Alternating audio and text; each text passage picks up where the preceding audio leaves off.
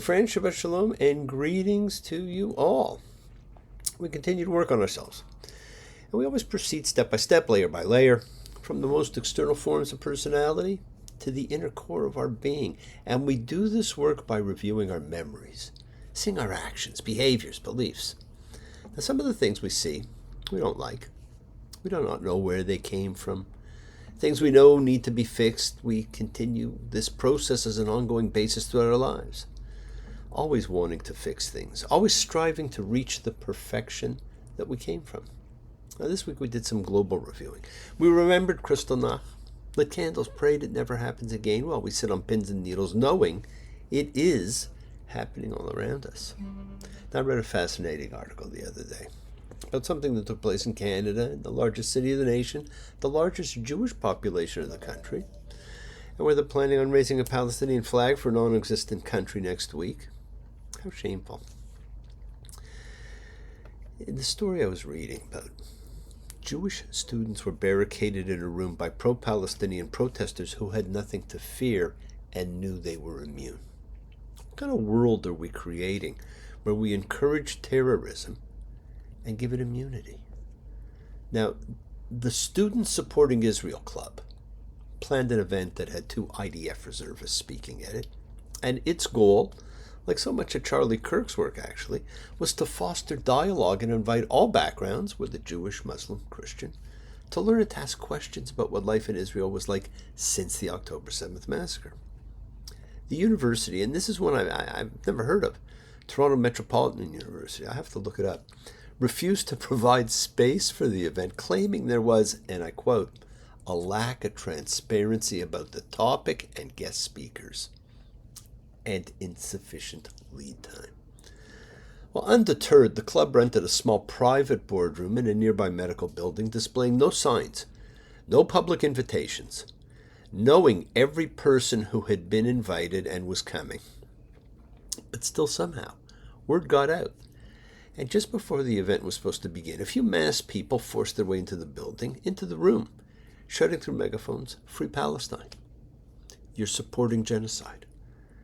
In fact, earlier that day, the Students for Justice in Palestine, a club at the same university, sent out a public invite calling for as many people as possible to appear at the meeting they were now protesting, denouncing the speakers and participants as Zionist war criminals. Within minutes, approximately 40 more protesters had flooded the building, pounding on doors, chanting Intifada, surrounding the small group of about 10 Jewish students who were trapped inside. Welcome to Toronto the Good. Okay, maybe not so good. I don't recognize it anymore. Yes, we remember the horrors, those of the past, but also those of the present. Those episodes of man's injustice to man, just as this week when we observed Remembrance Day in Canada and the former British Empire, Veterans Day in America. It always hits me because it's always a time I remember a dear friend Rob's wife Joanne, who had such a beautiful soul. But Remembrance Day is one of those rare non-religious holidays that crosses the globe. It's truly international, so let us remember. At the rising sun and at its going down, we remember them. At the blowing of the wind, in the chill of winter, we remember them. At the opening of the buds and in the rebirth of spring, we remember them. The blueness of the skies and in the warmth of summer, we remember them. At the rustling of the leaves and the beauty of the autumn, we remember them. At the beginning of the year and when it ends, we remember them. As long as we live, they too will live, for they are now a part of us as we remember them. When we are weary and in need of strength, we remember them. When we are lost, sick at heart, we remember them. When we have decisions that are difficult to make, we remember them. When we have joy we crave to share, we remember them. When we have achievements that are based on theirs, we remember them. For as long as we live, they too will live. For they are now part of us. We remember them. Now, this is a rabbinic poem, often read at funerals and often read during the Yizkor services. It's just as apropos now for the great soldiers of our nation and all nations who gave their lives and participated in the ultimate dedication to cause and country. Before they all fade from memory and time, my friends, let's take a moment and let us please remember them. I'll remember you at the end of the trail. I had so much left to do. I had so little time to fail. There's some people that you don't forget, even though you've seen them one time or two. When the roses fade and I'm in the shade, I'll remember you. We need to remember the sacrifices that gave us freedom. And as I've encouraged so many during these last couple of difficult years, not to hide, not to let the events of today silence them. Remember, it's still okay to speak your support for what you believe to be right. It's still okay for you to express and relish your freedom. It's still okay for you to freely gather, as we do weekly when we come together as a group, to honor and pray and observe as a community, a collective consciousness of seekers showing faith, any and all faith, because all are welcome. Love, any and all love, because all love is welcome. It's a true chavura, a fellowship, as we express our nature of kindness, compassion, thoughts, feelings, hopes, dreams, and wishes that unites us all. This community house of spirit, Beth Ruach, house of spirit, sharing and bringing light, keeping fear at bay.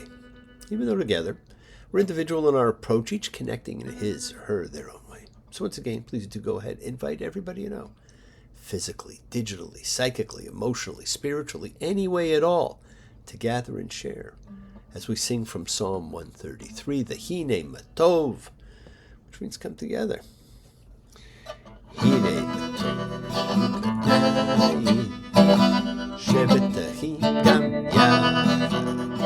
Hine Matov, Shevet Ahim Gam Yachad. How good and how pleasant it is for brothers and sisters together. Community. Community. Community. Together. We support each other in this community, so let's all spread love, goodwill, and fellowship to the world. Remember, friends, this is you setting aside a little bit of sacred time in your sacred space to honor and converse with whoever, whatever you happen to believe in. We all believe in something. It's part of your kavanah, your intention that you put out to the universe. It's your goodwill. Goodwill and intention are the roots of what you control, of what you can correct. It is your intention that sets in motion everything that occurs in your lives. It's goodwill, energy, light that we send to help heal whoever you know that needs it. Healing and renewals for everybody. It flows through space, finding those in need. So send it out for those you know, for the souls and spirits of everyone you love. So think of whoever that needs healing and renewal and love or just plain goodwill. Focus on them. Call their names. It's not just for people. It's for pets. It's for the earth. It is the healing of the world. The tikkun olam, that is part of our spiritual genetic makeup. And a part of the healing of the world is when we send thoughts and energy for health and renewal and goodwill for everyone. It is the prayer for the sick, but they don't have to be sick because it's always for those in your hearts and minds. Let's all send energy out for people in need everywhere. And always special thoughts and prayers go to those in need of assistance because we pray for those who need prayer. We don't have to know them. We want health, recovery, good life for everybody around us and for those close to us. For Marty and Barry, for Corey and Alan, who I had the pleasure of seeing for the first time in quite a while, but certainly not the last time. For Charlie, James, for Ryder and Carson, for Callie and Gabby, for the missing builder, for the dear MW and Snoopy, for Ruth and Chris. No, not the steak chain. For Benita and Dave, for Pammy, who I hope has a great trip with her dad, for the fairy godmother, who can always make your dreams come true, for Marlu, Shelley, Winston, and Ainura, who I haven't seen in such a long time, for Alana, for my dear friends Fern and John, for Maria and John, for Doria, for Gloria, who I look forward to seeing in a week or two, for Connie and Ronnie, for Tally and Maya, for Nina and Danny, for the journeyman Jeffy, for Ashley, Dale, and Stephen, for Nessa and her beautiful daughter, for all those suffering and in need. Let's not forget to include the familiars of our lives, all of our animal friends everywhere, for everybody you know in need, for the whole world, for the buzzing bee. We pray for those who need prayer. The whole world needs prayer right now. Friends, it is the kindness, the healing wishes, goodwill, and love we all send out. It just circles the world finding those in need. So thank you, each of you, for all you do, for all you care, because the world is a world of spirit, and spirit, my friends, never dies. Me.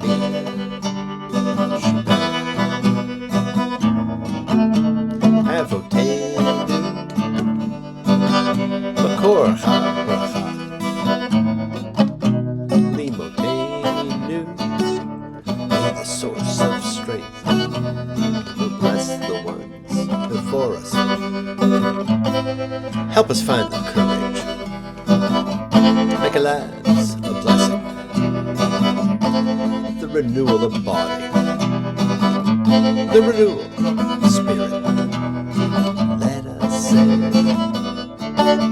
Amen. Mishaberach, let us all have our spirits renewed, because this is the great prayer for healing in which we call upon God to heal as He has healed before. Mishaberach, may you blessed, because all healing is a blessing. Let's all send and receive healing and renewal energy in our efforts to love, to share, to care, to grow. Renewal is for all. Now this week we read Chaya, Sara, Sarah's life. This is a parsha that really has nothing to do with Sarah. It's about love, death, happiness, transitions, soulmates. We meet some new characters we never see again, but they help with the backstory.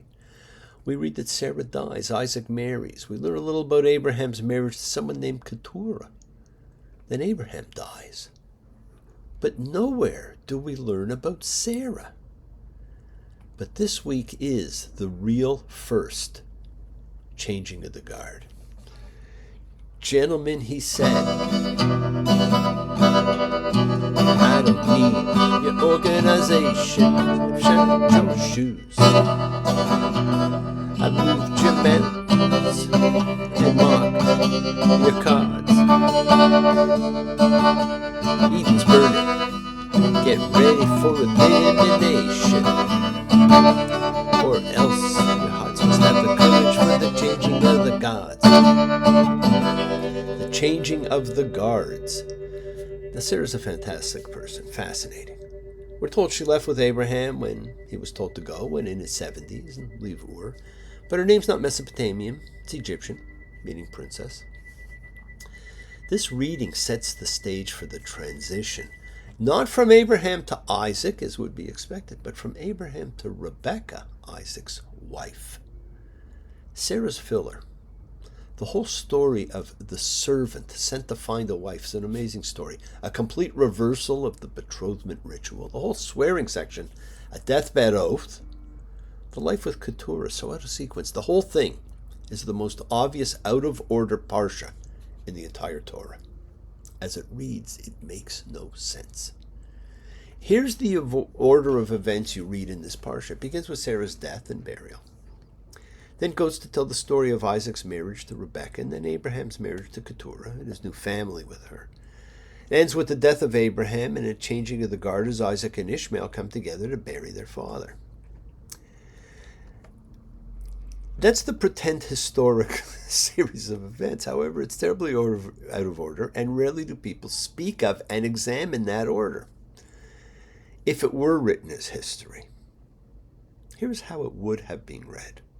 We'd have learned of Abraham's marriage to Keturah and his children and large family with her, which, given the history of multiple wives, he likely was married to her while married to Sarah, whose death we then open this reading with. Then Abraham, knowing he is dying, calls his servant and has him perform the deathbed oath ritual of placing his hands under the dying man's thighs and swearing to perform a task. And we see that take place with Joseph later on. The swearing to perform a task is specific. And he specifically tells him not to take his son Isaac to find a wife, but to bring one back. He was very likely afraid that if Isaac left, he would never return. But he needed Isaac to maintain his property. The first of the patriarchs dies. The servant leaves. We see a complete reversal of the betrothal ritual, not performed by the groom, but by the future bride, a character unlike the other women of the Bible we had met. And finally, Isaac the orphan marries Rebekah, who takes on the role of family head and will give birth to the most famous twins in the Bible. It's a different series of events. It's one based on likeliness. And in another twist, the writers of the Talmud actually felt Keturah, who's mentioned only this once, may very well have been the true love of Abraham's life and not his sister Sarah.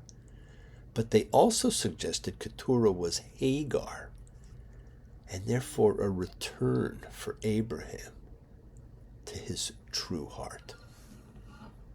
I love you more than ever, more than time, more than love. Love you more than money, more than the stars above. Love you more than madness, more than dreams upon the sea.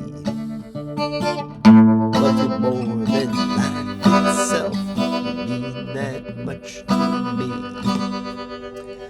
Now, they either took an incredible leap or they had information we no longer have, which is certainly more likely.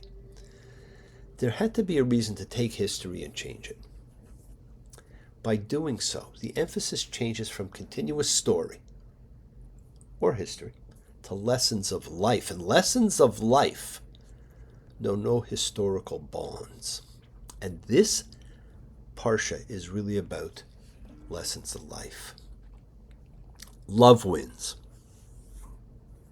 Abraham marries, has a large family, he's happy. Strength's not gender-based. In an unusual telling of the betrothal scene, we see the complete reversal of the betrothal ritual, but with a surrogate this time.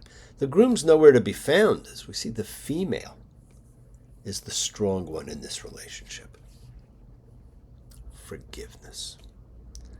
The brother, Ishmael, who rightfully should have inherited and got nothing, held no grudge. He is the first actual example of the forgiveness ritual being exercised in the Bible. Genesis 24:36. My Lord's wife Sarah gave birth to a son by my Lord in her old age, and he has given him everything that he has. Love, individual strength, forgiveness. The lessons of 4,000 years ago, and aren't these the lessons still of today? I think so.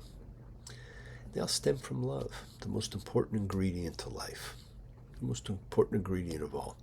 Now, in a typical rabbinic student's Devar Torah on this marriage, they followed the traditional modern party line. And they asked, who was this additional wife, Keturah? Why do we read about her in the context of the loving relationships of Abraham and Sarah and Isaac and Rebekah? Is Keturah introduced simply to transmit information about Abraham's genealogy, or does her presence signify something deeper? I was stunned when I read that.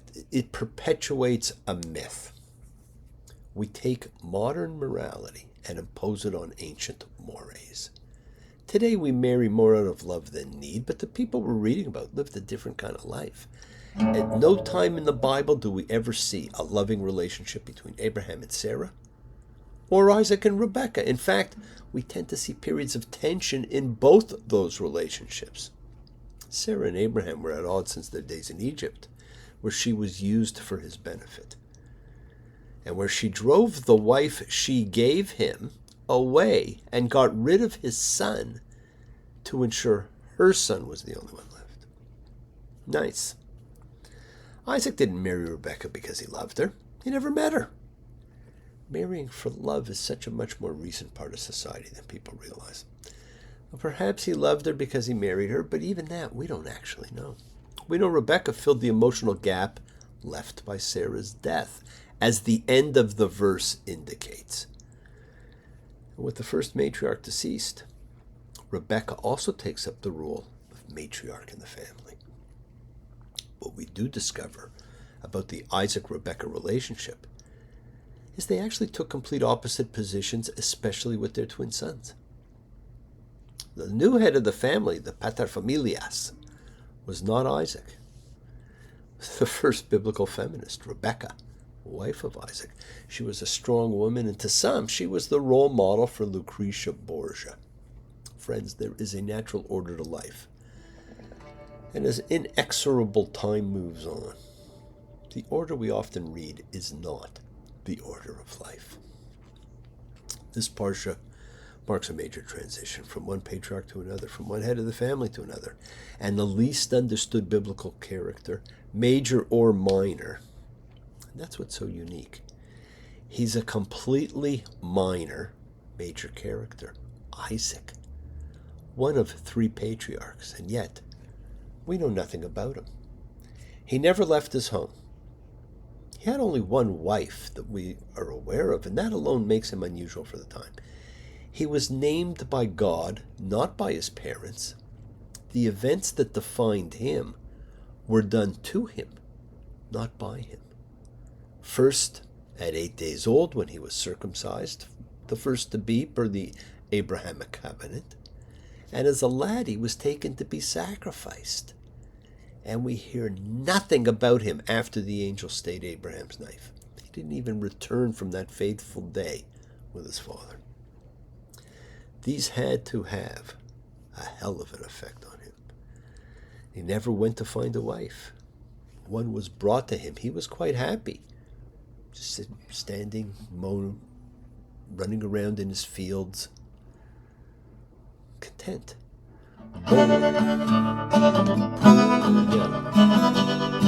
Country boy, Mother Nature's son. All day long, singing songs for everyone. He was an unusual character, this second of the patriarchs. Yes, my friends, the world is sacred. So is everything in it. Express your gratitude, light a candle, make a wish. Celebrate your life and the lives of those you love. Share your feelings with them. Live free, be free, honor your freedom. Be well, be happy, be blessed.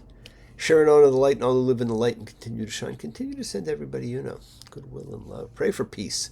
Pray for freedom for everyone, and into terror and hatred. Remember, friends, we are a community. We learn together. We celebrate with each other. We love each other. We share the ride together, men and women equally. So let's all send out love, not fear. Send out peace, harmony, goodwill, and healing to all who need it. And please do learn to forgive, learn to love, including yourselves. Open your hearts.